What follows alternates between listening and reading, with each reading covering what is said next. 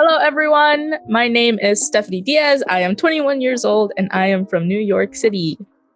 And hello, everyone. My name is Sumi Wasaki. I am 22 years old and I am from Philadelphia, Pennsylvania.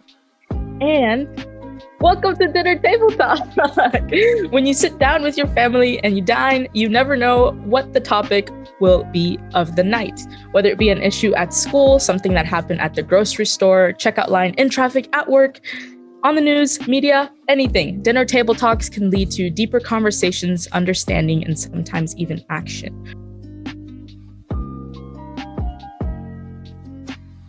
Right, so today's episode will be focused on the UN Sustainable Development Goal number 10, which is Reduced Inequalities. And this is the statement from the UN that they made on what reducing inequalities means. Reducing inequalities and ensuring no one is left behind are integral to achieving the Sustainable Development Goals. Inequality within and among countries is a persistent cause for concern.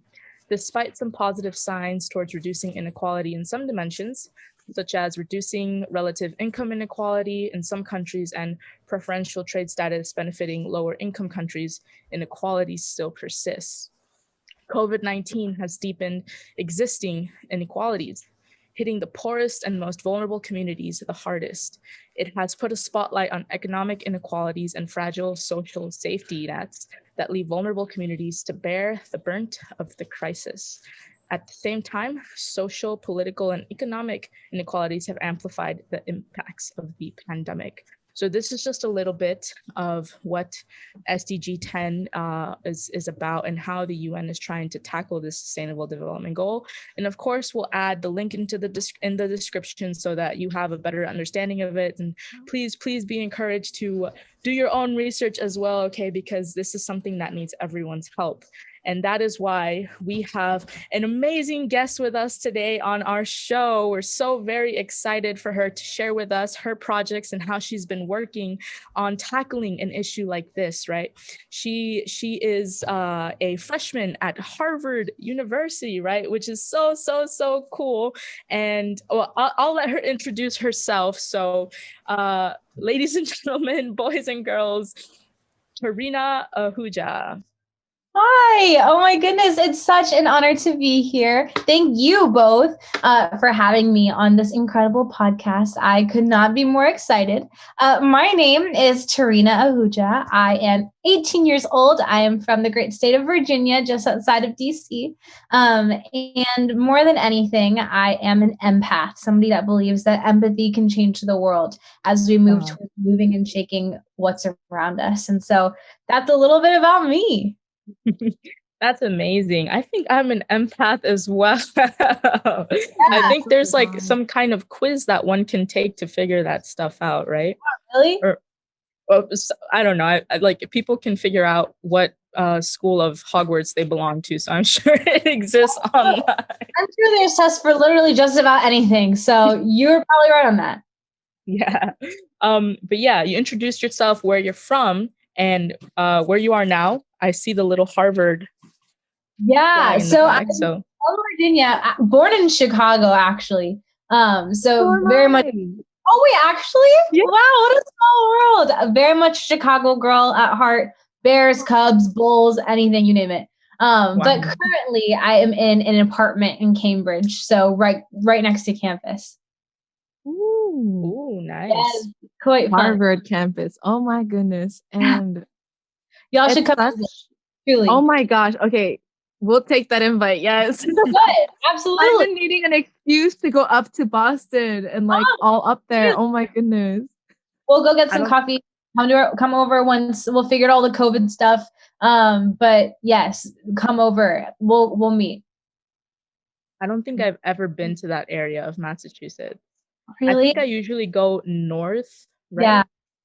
Yeah. Where like the what? That's not north. Never mind. I don't know Massachusetts, but somewhere. We know it's there. We just don't know exactly where, but it's there somewhere. So yeah. An open invitation for you to join us. I mean, I'm in New York. Sydney's in I'm Philly, in but Philadelphia. Not big thing. My best friend's from Philadelphia, so it works well. Oh wow! So now you have an excuse. You have more incentive to come down. That is true. So we'll find a way. We'll make it happen. Yes, Nice. please. And honestly, guys, if you guys are listening, you have no idea how this is our third time, Stephanie and I. This is our third time meeting Tarina, right? And but the vibe she gives off, it's like, oh, I've known you since we were 13 years old. You know? Oh, very sweet. Oh Very, my very goodness. sweet. I But you guys make can't. it easy, the incredible humans you are. So Oh my goodness. Thank Oh you. wow. I'm not even gonna try to be like, oh, watch Synergy, guys, but I'm just saying, if you want to see more of Tarina's empathy and her and your spirit and vibing and action, watch Synergy. And then we'll also be linking her sites and her, organizations at the bottom as well, towards the end.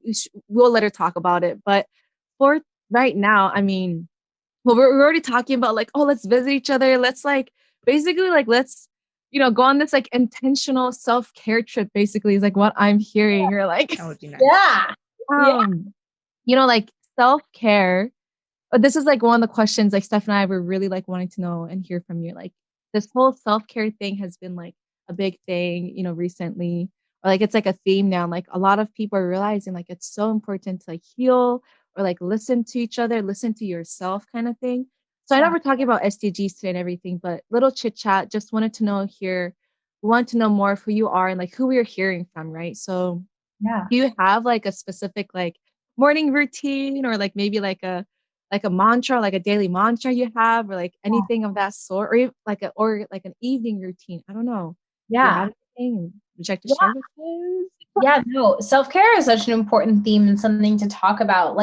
For me, when I get up in the morning, what I'll try to do is I'll try to take some time for myself to work out, to drink a cup of coffee, to kind of, get in the vibe of the day. I am a Sikh, which is a religion from North India. And so oftentimes I try to start my day with prayer because that's something that very much grounds me because my Sikh identity is a lot of who I am and what I care about when it comes to empathy, justice, equality. It really is all based for me in that faith and spirituality. And so that's kind of one of the major ways that I try to connect and ground. But when I think about self care, when we think about today's day and age and thinking about social movements and thinking about activism and advocacy, those things can be very straining, right? They're necessary. We need to keep pushing. But at the same time, as activists, as people that care about making change, self-care is a priority. And so I was thinking the other day of this incredible quote by Audre Lorde. And this kind of goes into your mantra question, but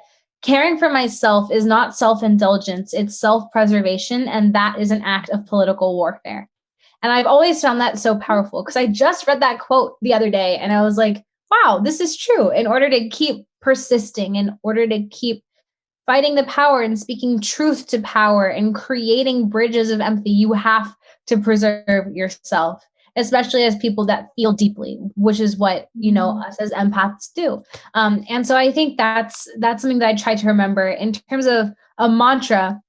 What I always like to do is just say that that's something that empathy can save the world. That's something that I think about all of the time. And I think that goes so broadly. It's within relationships with people, with friends, and the way that you treat others, reminding the people around you and reminding yourself that you're loved, you're capable, you're worthy.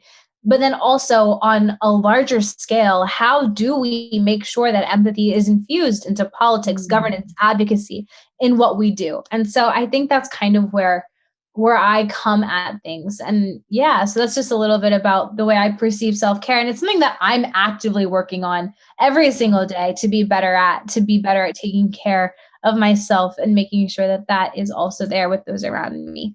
So yeah. Oh my Wow. gosh. That's so beautiful.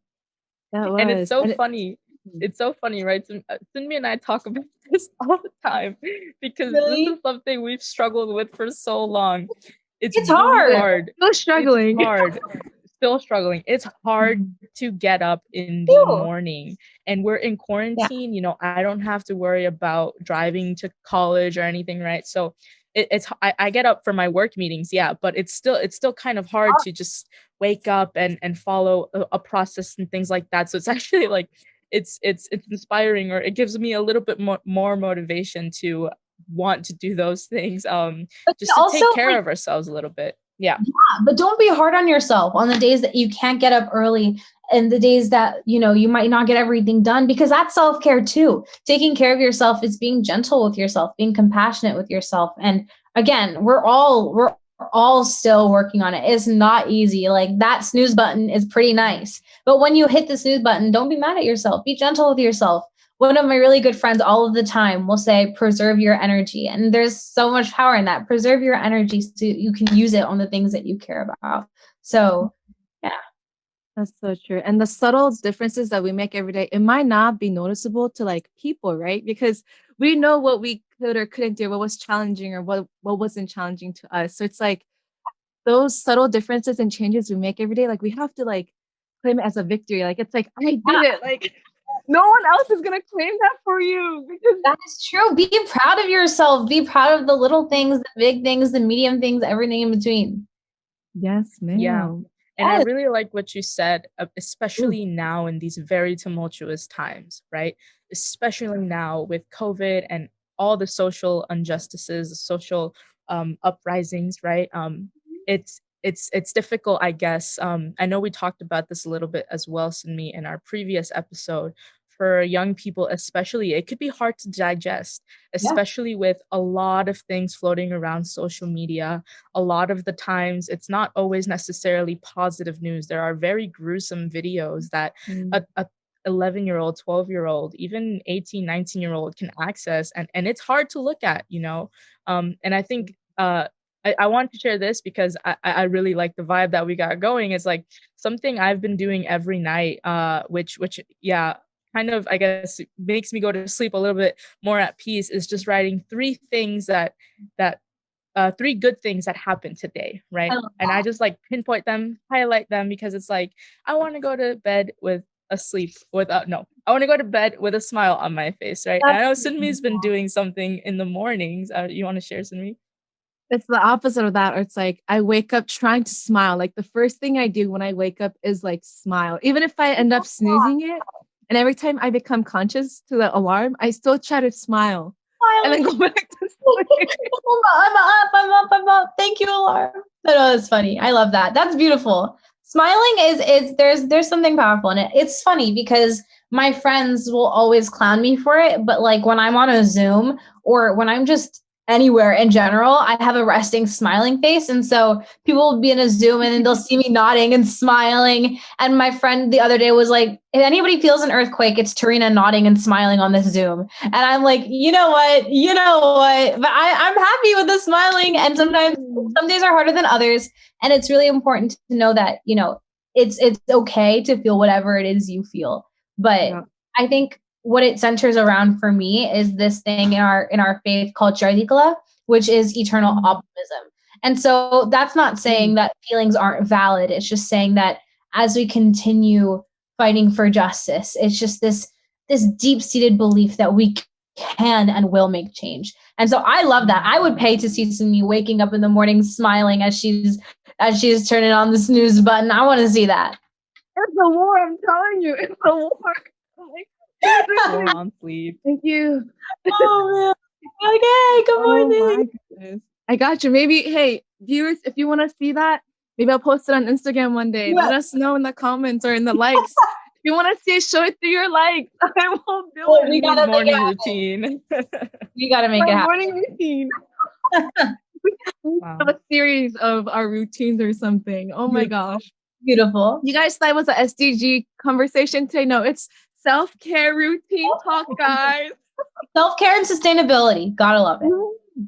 Because we have to preserve ourselves in order to keep working at sustainability, because there's a lot of work to be done. They're interconnected. Very much so. Oh my goodness. I hope we can, when we're editing this, I'm gonna be like, I can see myself like nodding again, like, oh, Tarina, yes. No, other way around. What you guys are saying, absolutely, Oh truly, my goodness. snaps to it all. Oh man. Healthy I'm looking habits. forward to when it's all, yeah, right now, from now, 2 weeks from now, it's gonna be up. So today we're gonna, yeah, when you see it again, oh, it's gonna be great.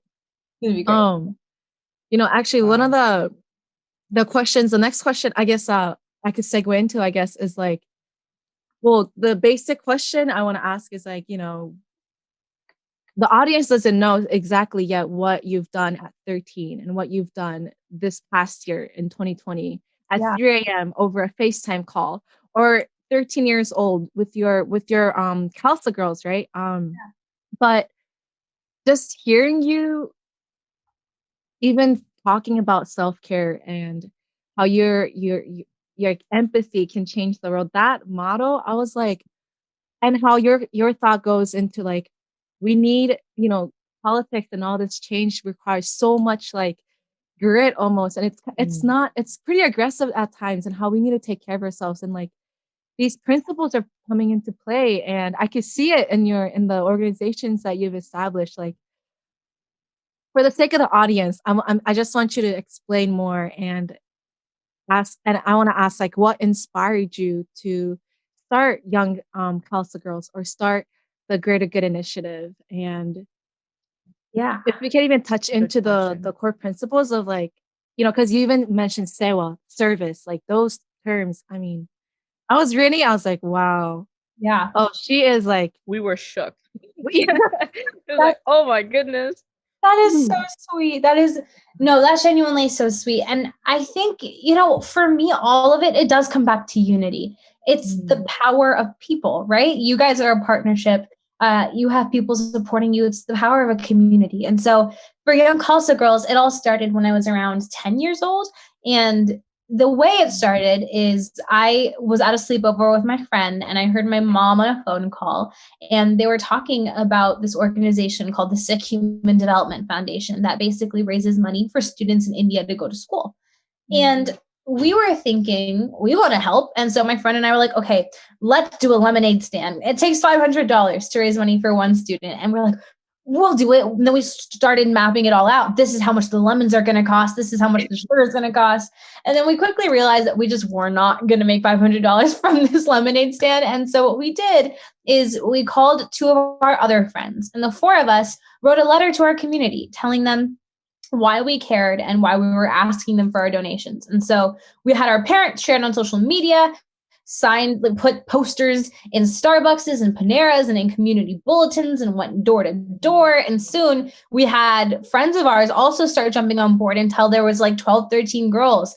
And in the span of, 1 or 2 weeks, we had a goal of raising money for one, but ended up raising money for 35 students at $17,500. And so at that point, we were like, wow, if a couple of 10-year-olds can make this type of impact, why should we stop? And so that's where Young Khalsa Girls started. And we're still going today. We have 2 chapters, one in the DC, Maryland, Virginia area, and then one in New Jersey and Pennsylvania. And so we do service projects, girl-led, every year. And our mission is to inspire selfless service and advocacy in the communities that we're in, and understanding that, and you guys have heard me say this all of the time, but you're never too young to lead. And it's something that I believe with every fiber of my being, because what's so important to remember to me is that there's connection, right? Young people have innovation, drive, fire, power, and older generations have wisdom. And so when you blend that wisdom and experience with the drive and innovation and creativity of young people, supernovas of change are possible. And so that's a little bit about YKG. I can explain a little bit more about GGI now or later, whenever is good. But yeah, that's a little bit about Young Khalsa Girls. Guys, you heard it. You're never too young. We're too Never young. too young. Wow. And We're something so simple at a sleepover, you Yeah. know, it's like, wow. Yeah, that's actually really beautiful, because 10 I years old. come from a Latina background, right? My parents are immigrants from Peru and Brazil. Sunmi's parents are immigrants from Japan, right? Yeah. And I think it's really beautiful, actually, having that culture of heart that's within us, that's instilled by our parents, right? Communicating with their home country, and always having that connection to really help our home, you know, our people. I think that's so beautiful, and that's so inspiring, that at just 13, at a sleepover, you overhear your mother, right? And then end up fundraising $17,500. I mean, nothing's impossible. Nothing's impossible, but that's what I mean. Yeah. It's really the product of community. And I love what you're talking about in your Latina identity, Stephanie, because I think identity has so much power in driving what it is we do and the foundation we have. Because I'll be the first to say that my parents are the biggest influences in my life. They're both like my best friends, and without them, their guidance and the village they created with the family and community we have here after they immigrated here, is something that I will always hold with me in everything that I do, and something that inspires everything that I do. So yeah, at a sleepover, at a friend's house, at school, wherever it hits, it's just important to know that your capacity and your ability to change never goes away. And whether you raise $5 or $17,500, it all means something. It all makes an impact. Nothing is too big or too small. Wow. Thank you so much. Wow. Would you say like along this journey of like having to have this kind of conviction within yourself, like, because I mean, if you just took the context, some people might just be like, "Oh, you're just full of words," or like, "Oh, you're just saying it because like you haven't been where I've been," kind of thing, right? But Yeah. so like, but from what from the glimpse that Stephanie and I were able to look into and like look at what you've been able to do, like your actions definitely like at this point, like your actions are really amplifying the voices and like your advice and your feedback. Would Are there any, I don't know, accounts?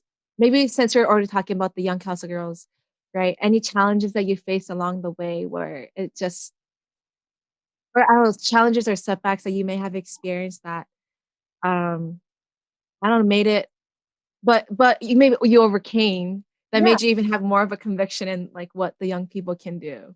Yeah, no, absolutely. So many, so many. I have such a strong belief that failure builds character, and failure is necessary because failure helps us grow. And like you said, it helps us have stronger convictions. And so I point to a lot of different times in my life, but I remember this one time where I really, really, with YKG, wanted to do a project. And I was like, this is going to be so good. We should totally do this. We should totally do it. And I was like, does everybody want to do it? And people seemed a little unsure, but I was like, okay, yeah, everybody wants to do it. And then after the meeting, I had a friend or one of the girls come up to me and was like, this is a really cool project, but it's not really something that we really want to pursue right now, or at least I want to pursue right now, was what the girl was saying.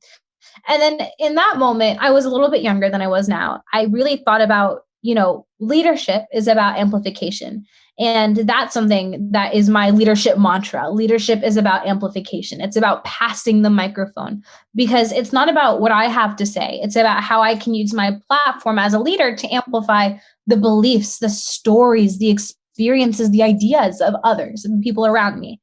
And so I think that's an experience I always think about, because in leadership, that was one of the times where I had failed as a leader and I had to learn from that experience. And so what we did is we scrapped that project. We did something else, something that everybody was super excited about.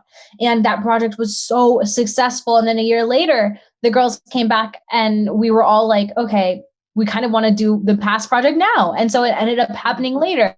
And so it was just a reminder for me that at the end of the day, that the thing that's most important is amplification. And kind of on this point, whether it was the start of Young Khalsa Girls or the start of the Greater Good Initiative, which I of course can touch on later, but there are always roadblocks, whether it's a roadblock with something logistical, whether it's a roadblock on trying to plan a certain event, or a roadblock with trying to get people there. There's always so many times, and I'm sure you guys can relate in terms of starting a podcast and trying to build a following, when you plan an event or you put something out there and you don't get the reaction that you were hoping for, you don't get people coming to your Zooms, it starts to feel sometimes disheartening. But then you have to think about what is your greater goal? What are you doing it all for? And just finding ways to re-strategize and pivot and understand that if this event wasn't a success, there's something that we can take from that and learn from that and continue to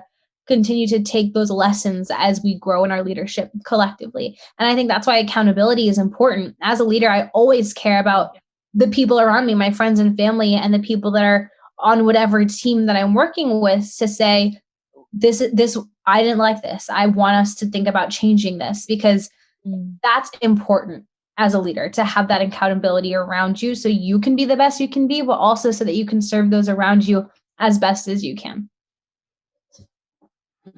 Wow. I should have brought my notebook. I only have a post-it note. My goodness, there's so much that I've learned from the two of you. So I will keep my notebook handy next time so I can keep writing it all down. Wow. And at this point, I feel like I'm trying to fill out the audience, right? Our imaginary audience right now.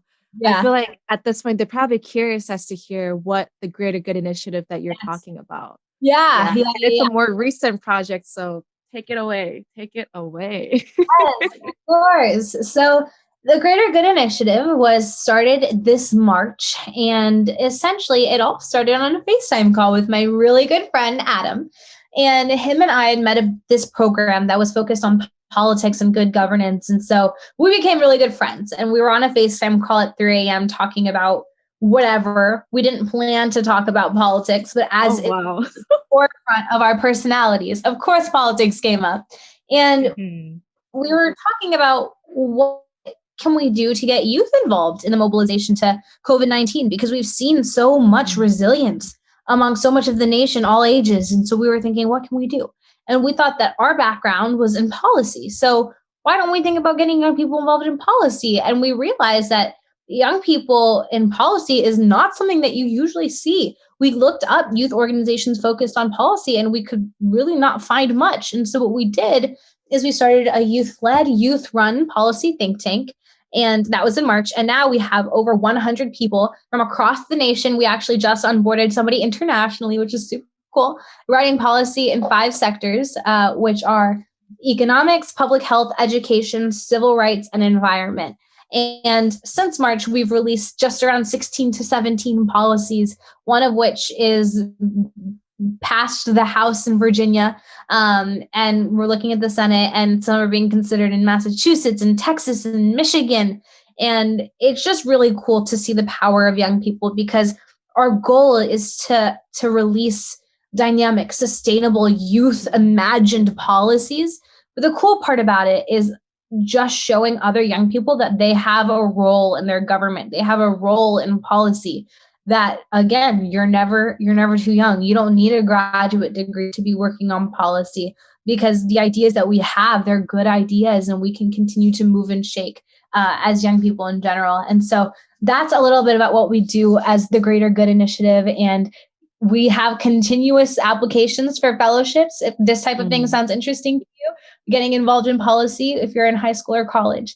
But that's a little bit about what we do and who we are. And at the end of the day, what we really care about is finding the synergy between grassroots advocacy and policy. Because I think once you find that intersection, there's really an unstoppable way that you can make change and continue to mold the world around us to be more just, to be more equitable, and to just all around spread that empathy into policy, which is something that I say a lot. And you can ask anybody on my team.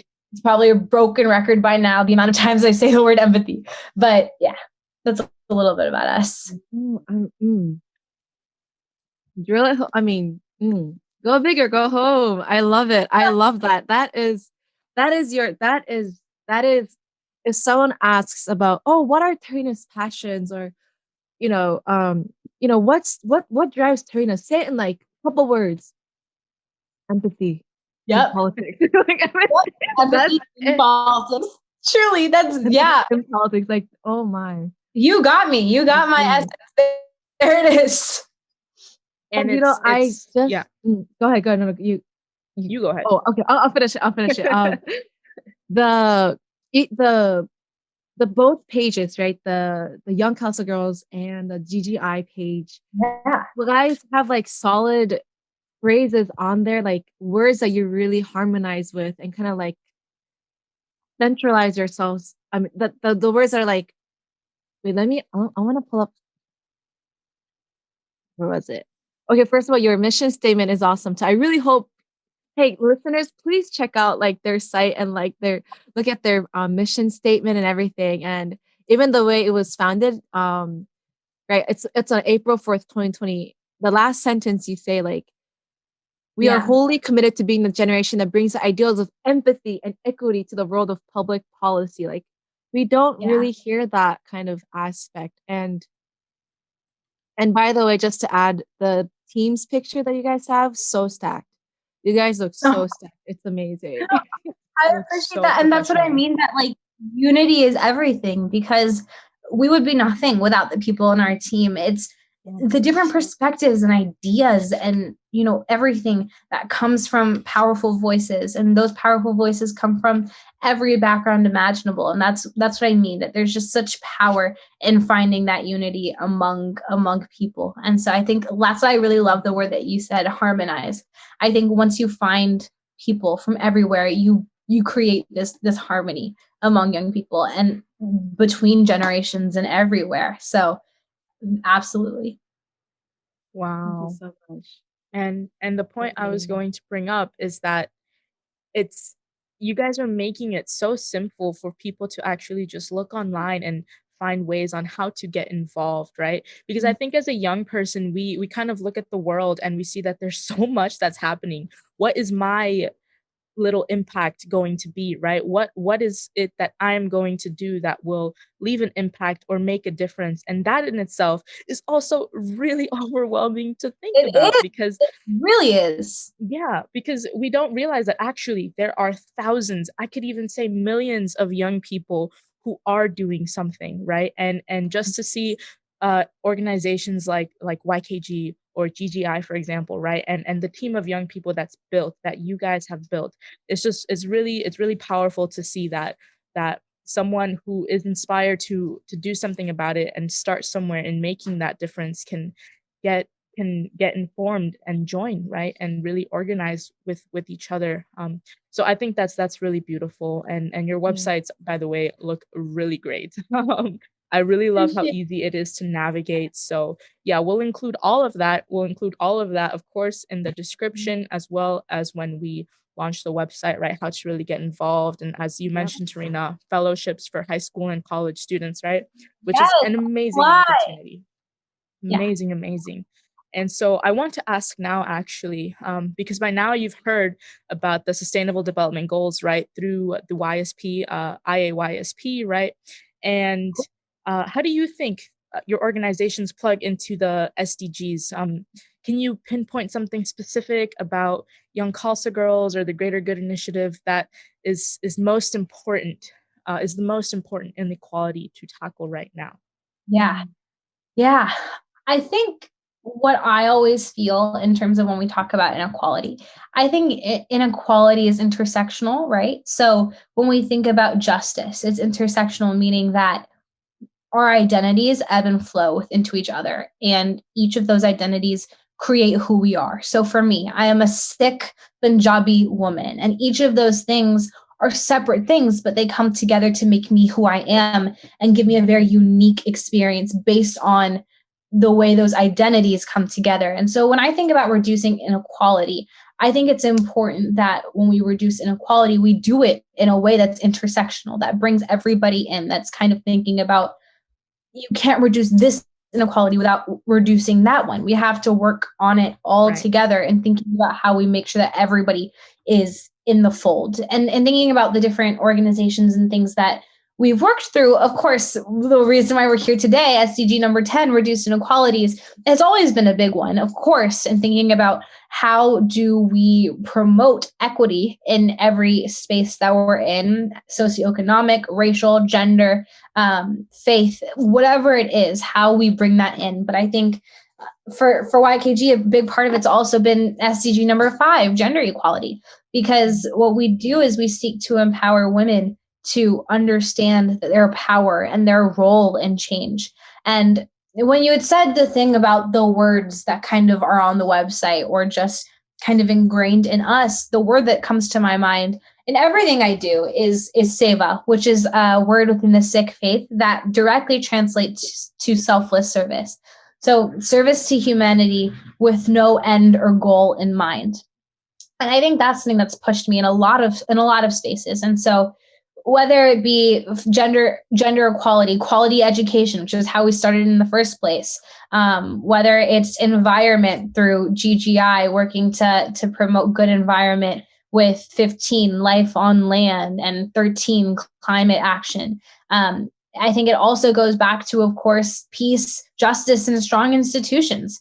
Justice is something, like we'd mentioned, intersectional justice is something that is vital for us to keep fighting towards. And this is something that I'm thinking about a lot now. Stephanie, you had mentioned before that as young people going on social media and the internet and the news, seeing cruel images. I mentioned that I'm Punjabi, and right now there's a movement that are led by Punjabi farmers, which have amounted to 250 million people, making it the largest protest in the world. And they're fighting for their well-being and human rights and to make sure that they're treated like human by the government. And just today, we're seeing huge amounts of brutality and cruelty on the parts of police in India.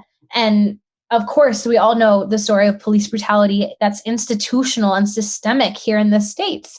So I think they all kind of come together in my work. And I really think that it's necessary to try to bring as much into the fold as we possibly can through organizing. So both with YKG and GGI, we come up with different policy projects, different service projects that kind of go into a lot of the different areas of where the SDGs stand. But I think at the end of the day, what kind of brings it all together is what I had mentioned, Seva, service to humanity in any way that we can, and thinking about how do we bring people in? How do we amplify? That's something you probably heard me say a couple of times now, amplify, and make sure that those who are the ones experiencing the struggle are centered. Our job is to amplify and to follow the lead of the people on the ground in any of these issues, people that are already doing the moving and shaking. How do we support them? How do we amplify them as organizers, as leaders, and as human beings? Wow. Yeah, and it really comes down to living for the sake of others, you know? And this is actually a point that Sunmi and I want to hit within the podcast, right? It's being able to take a look at the world, right? Whether it's in our environment or outside of our environment, and really looking at how we're living our lives, not just for our sakes, but really to serve our community and our society and try to make the world a better place. Because I feel like there are people who exist. I know there are definitely people who exist out in the world who say this is too idealistic. You know, we look at this and it's all talk. And even if there are organizations doing actual work, there are people who do exist who don't think world peace is achievable. And maybe it is, maybe it isn't, you know, but it's about trying, at least making that effort to really do something about it. And I really see these organizations, YKG, you know, GGI, being that outlet to support the the whole, right? The whole, which of course for this episode is reduced inequalities, but you mentioned um uh peace, justice institutions, right? Also gender equality through YKG. So some really powerful points there. And I mean, if you have any comments in terms of people who do think like that, please Yeah. feel free to, you know, because that is also a problem that I think people, or at least our generation, do lack empathy. On social media, it's you can see very intense conversations, fights Yeah. happening just in the comment sections of people's posts, you know, because one doesn't agree with something or the other doesn't agree with this and that. And you know, Yeah. there's a lot of problems in our world. There is, but I think what's interesting about what you say is, yeah, I mean, of course we see it. There's an erosion of empathy everywhere, whether it's in our generation, older generations. But what I do think is, when I think about empathy, I think about radical empathy, empathy for everyone. So in those types of disagreements, why do people believe what they believe? I think that's the simplest thing that it all comes down to for me. And something that I heard that has stuck with me for quite a while is, be kind with people and ruthless with institutions, right? So when we're fighting for justice and for equity, be kind to people that might disagree with you and might disagree with you wholly and fully, because think about the institutions that might have created that belief system. And so that's the kind of way that I sometimes see an outlook towards change. And on that point of, is world peace achievable? I am also a humongous optimist, a humongous idealist. And, I think I believe, yes, of course, we can achieve world peace. It's probably not going to be in our lifetimes or our kids or even our grandkids. But I think all of us, what we can do is change our own worlds. And what I mean by that is work and change in our communities. And so with YKG and GGI, we make the smallest change that we can in our corners of the world.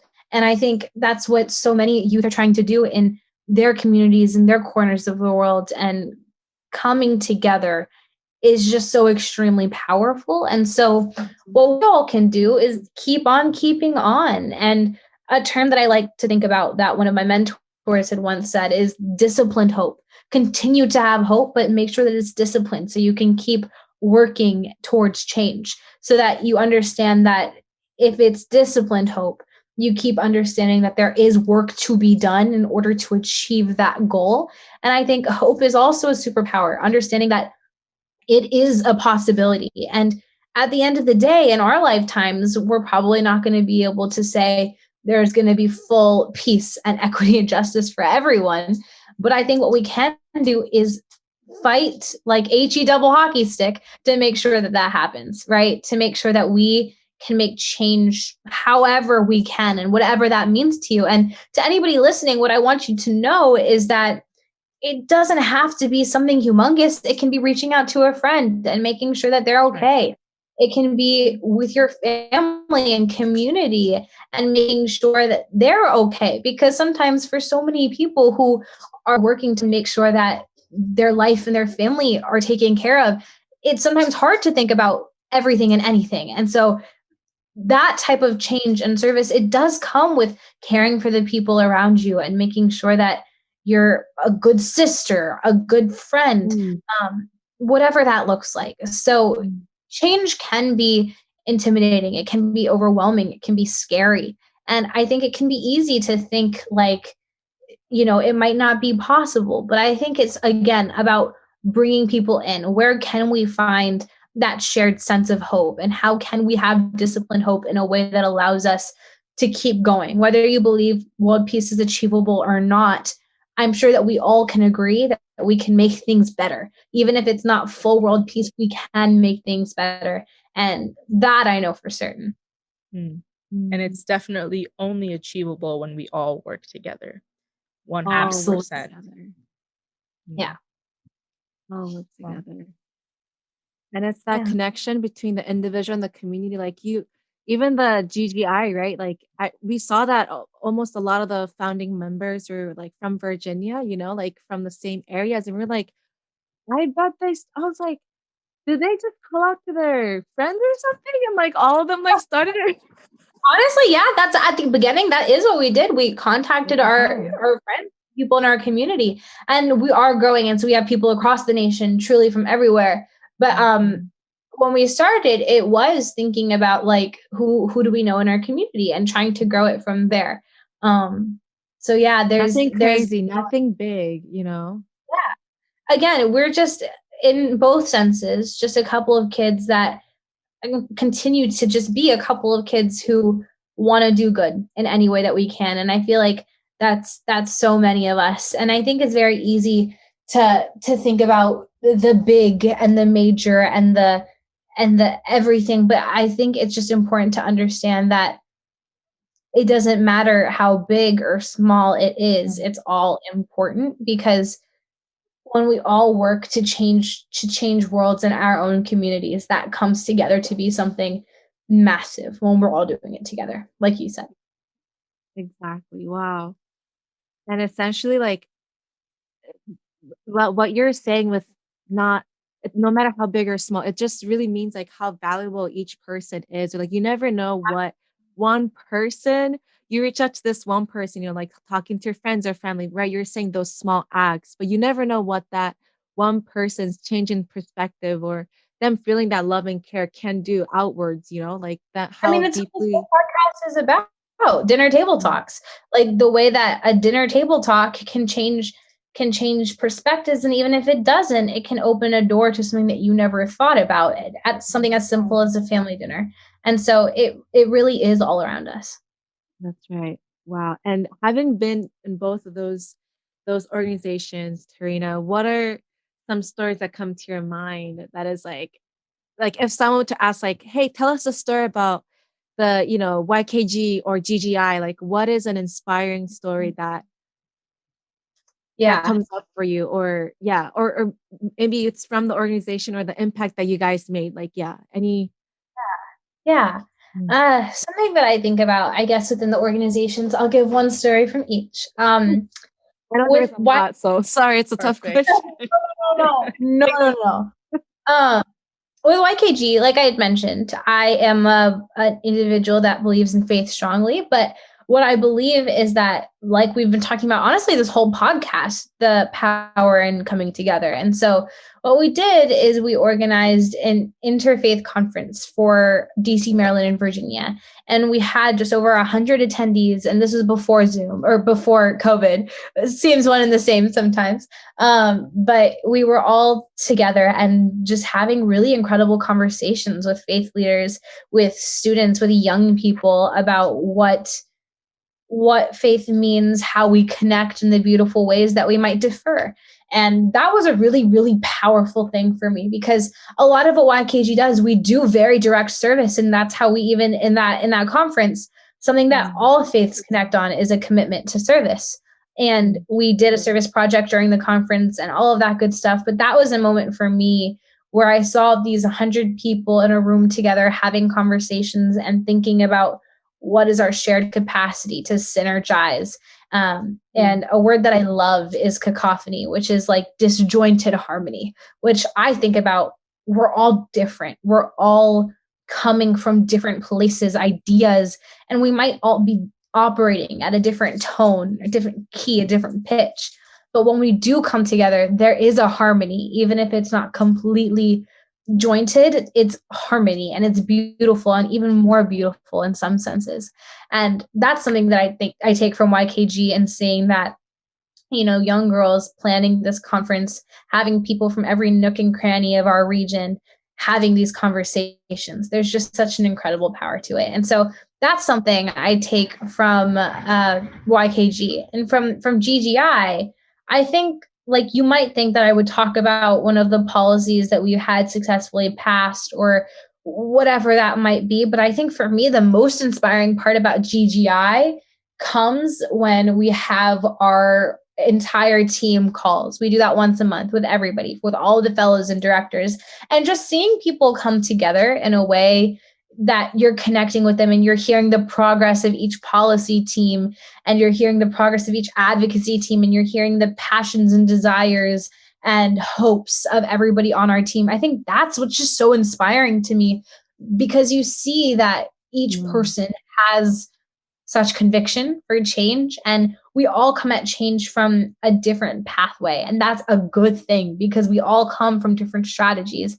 And I think that's what's just so profoundly inspiring for me, that that young people from across the nation that have never met each other are working on 70 to 80 policy briefs, 70 to 80 page policy briefs. And it's just like, whoa, we're doing this together, even if there's no guarantee that it's going to get passed. It's with this conviction that we're going to do our best, and we're going to try, and we're going to keep fighting to make any inch of change that we can. And I think one of the cool things about GGI is that there's never a certainty that a policy is going to get passed or a legislator is going to pick it up, but there is a certainty in what we're doing to continue to show youth that they have a voice in policy and in government. And that is something tangible and measurable. And I think that's really, really cool to me, in thinking about that is an impact that is probably one of the most incredible and rewarding parts of it. And that comes with everybody, the power of everybody, truly. You really are good at painting that picture of like what, as I was listening to, I'm imagining literally like all these people who probably have not even met physically once, maybe this past year, right? Never. Some of them never, because we started this April. So right. yeah. And when the pandemic hit, and you drive such a strong point of how vital it is for different people from different walks of life to come together, because only through those different views coming together and sharing those different experiences are we able to really cover as much ground as possible and make actual tangible like differences or steps towards that. And the more youth can relate with the problems and issues too, or the oh man, like, I can just imagine the admiration some youth can have, like, "Wow, they're only a couple years older than me or younger than me, and this is what they're doing. And I think I can resonate with this and this person in this way. Oh my gosh, that means I'm able to make a difference too." Like, Yeah. we have the energy anyways. Mhm. And I just clocked that, Sunmi, as you were saying, like, oh my gosh, you haven't met at all in the past They year, haven't met. Tarina.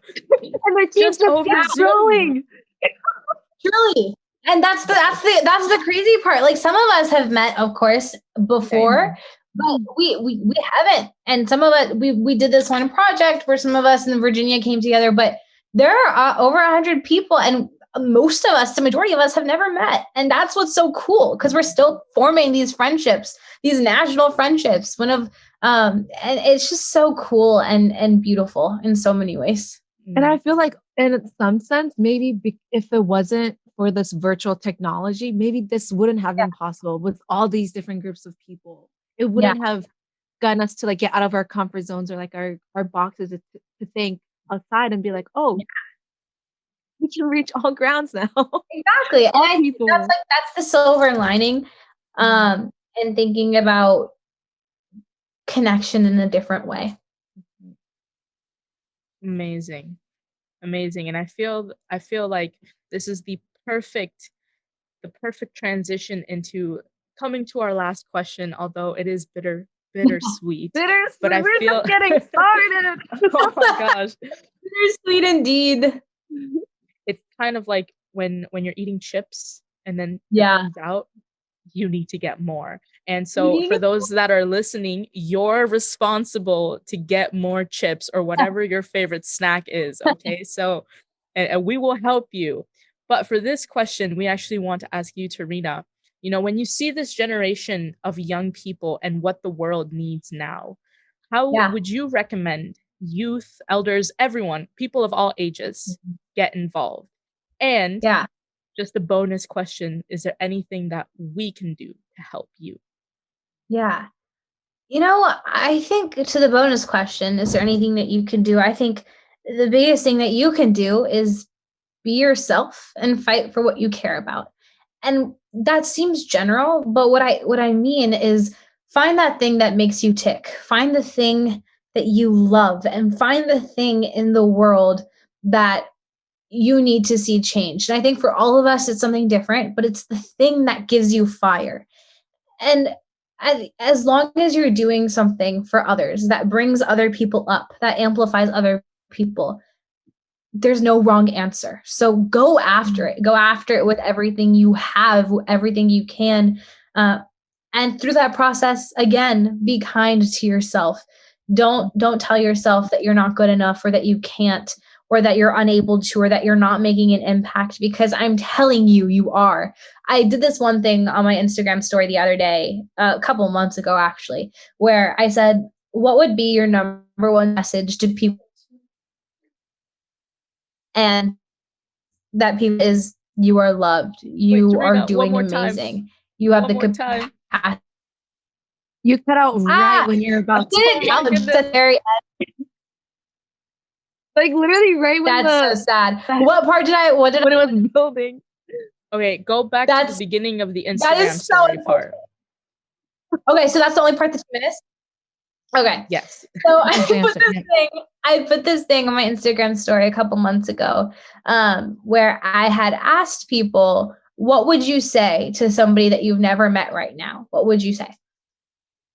And people had said things like, you are loved, you are worthy, you are capable, you are doing everything you can, you are changing the world. And I just think that's beautiful, because that's just a way to know even more that if you feel like you aren't doing enough, if you feel like you're not making a change, ask any of those anonymous people that would say that you are doing good, you are making a change, you are having impact, whether you see it or not. And so when I think about your first, that was the bonus question, but think about the first question that you asked and thinking about, what is it that the world needs more of today? What is it that we can all do? I think that's a harder question, but I think that that's honestly a question that each one of us needs to answer within our own selves. Find your way of making an impact, whether it's through an organization, whether it's through having a conversation, whether it's through public speaking, whether it's through science, whether it's through a different type of public service. Just find that thing that is so innate to you and find that thing that's going to keep you going and fueled to continue doing whatever it is that you do. And I think what I always like to remember, this is for me personally, and I think different for everybody, but I see such an innate goodness in each human being. Everybody comes with that goodness. And I think it's just important to understand that people and the world are not black and white. There's not always something that's right and wrong. There's just so much nuance and complexity in everything. And so what I think the world needs more of today, of course, I've said it about a billion times, of course, empathy. I call it, yes. Oh my God. When we edit this, we need to put like a caption here, like empathy, like not like a sarcastic way, but like really drill it home for us. You know what I mean? Oh my gosh. And I mean, it would be unfitting of me to not end with that. But I think to give you a little bit of an insight as to the way I see empathy, I see it not as something that's in the abstract, but something that's a way of living, right? It's just this way of taking compassion for others and manifesting that into action. And I think that action, like I said, comes in so many different forms. And I just think that just understand that you are capable of more than you know, as cheesy and cliche as it sounds. Just find that thing that makes you tick and then do anything and everything to make sure that you can move and shake on it, because you move and shake more than you know. And so that's just a little bit about, I guess where I'm at with all of that. And yeah. Amazing. Wow. Because, if everyone just really dives deep into themselves, or maybe it's not even that deep, right? But dives into themselves and figure out what is it that they want to do, what fuels them, like game over. You'll always have a fan in me. I'll be cheering you on every step of the way. Yes.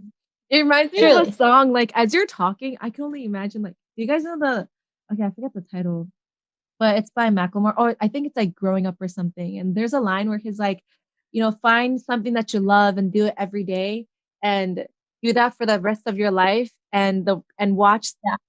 And the world will change or something like that. And I was like, wow. That's beautiful. Quoting Macklemore, I see. Yeah. We got it. We got it. It is and that's, I mean, yeah, that's just in general a very beautiful reflection point. And if there's anything, for those of you that are listening or watching on YouTube, we're on Spotify now, Tarina, so people can also easily listen to this as well. But if there's anything you get from this episode, please reflect on this question. Where do you see yourself? What talents can you offer? What in what ways can you help, right? What do you see that this world needs right now, and how do you see yourself contributing to that aspect of world peace, right? So that's really beautiful. And Sydney, we have to make her an empathy design and like put that on a shirt so they can fundraise or something for your causes. Oh gosh, that's funny. Oh my God. Yeah. But wow. There's so, like I said, this is like we're just getting started. I feel it. Like if this was one of those, like if we were in person and we meet at like a cafe or whatever, I could see us like literally we're finished with our pastries, we're finished with our coffee or tea, but we're still talking and we're still going at it. And I can see the sun going down, the sun is setting. We're still like, we're still going at it. You betcha. I never get bored of talking. So you know what? I'm down. My gosh, we do like a part 2 or something, because a lot of the stuff that you guys cover in both organizations, like we're listing like almost a third of what this SDGs cover, We really only touch the surface, and we yeah, have to get deeper into this. So you'll be back, Tarina. Yeah, of course, anytime. Oh my God. And to anybody watching, you can on Instagram, you can find me at Tarina.a. And I say that only to say that if you ever need anything, and I do mean it, please DM me. If something I always like to I will respond. And what I always like to say to people is that, if you ever need somebody to hype you up, I got you. So just message me on Instagram if you want advice on anything, want to talk about anything like that. So I'm always happy to connect. DMs are always open. And then for the Greater Good Initiative, we are at the Greater Good Initiative on Instagram, thegreatergoodinitiative.com, at Young Khalsa Girl, and all of that good stuff. Apply to be a fellow for GGI, and let's connect in any way. Absolutely. You heard it here, everyone. You heard it first. You heard it here from Tarina herself. Personal invitation. Yeah. Personal invitation. Anytime. And as we develop our website, we'll be developing this network system where people can really take a look, and this reflection question that we just posed, right? We really hope that through our dinner table talk program, you can be encouraged to really find what it is that you can feel confident doing, what it is that you love to do, right? And I think that is the most beautiful thing. It's networking and really working as a team, as a group, where whatever organization we belong to. So that is amazing. And so please, we will link, of course, in the description on our website, how to get involved, things like that. Oh no. Did we lose Tarina? Oh, are you frozen? I could not. I don't know how she looks on your screen, Stephanie, but on my screen, she is like smiling right now. That is the perfect. Yeah. The perfect so I thought you were to be frozen at. Yeah. I didn't even realize she was frozen until she said, "Oh no, Tarina, are you there?" Wow. There we go. Come back on. Wow. I told you it might happen. I mean, it was towards the end. Thank goodness. I couldn't even tell you were frozen until you said something. Well, that's good. As long as you couldn't tell. Man, like you said, just our luck might happen. Just our luck that it happened at the end. My gosh. Absolutely. Wow, it's true. You do have a resting, smiling face, because that's what I saw, and I was like, well, there you have it. It was a test, and yeah, you all just tested me, and it turns out I was telling the truth. Wow. So it's perfect. Amazing. So yes, please check her out on social media, as well as the Greater Good Initiative and Young Khalsa Girls. Sunmi, you want to wrap us up with our mission statement? Oh yes, ma'am. Here it is. We zooming out soon, guys. Ready? Our goal. Connecting people for the purpose of strengthening civic life is our goal. At the core of our joint efforts is the belief that every person has the ability to help their community and country thrive. Yes, so thank you so much, Tarina, for joining us on this episode of Dinner Table Talk, where we talk about reduced inequalities and, of course, spotlighting and highlighting such an amazing person and such amazing organizations and different ways on how to get involved. So please give us a like, subscribe, follow us on Spotify, follow us on Instagram, really just get connected, because we'll be having more of these episodes, and it'll just be amazing. So thank you everyone who listened to this, and please, if you feel inspired, feel free to contact us as well. Let's get connected. We encourage you to do so. So again, thank you so much, Tarina, for coming. Sunmi, thank you. Wow. I feel great. I hope you guys feel great too. Bye, everyone. Oh, we have to bye.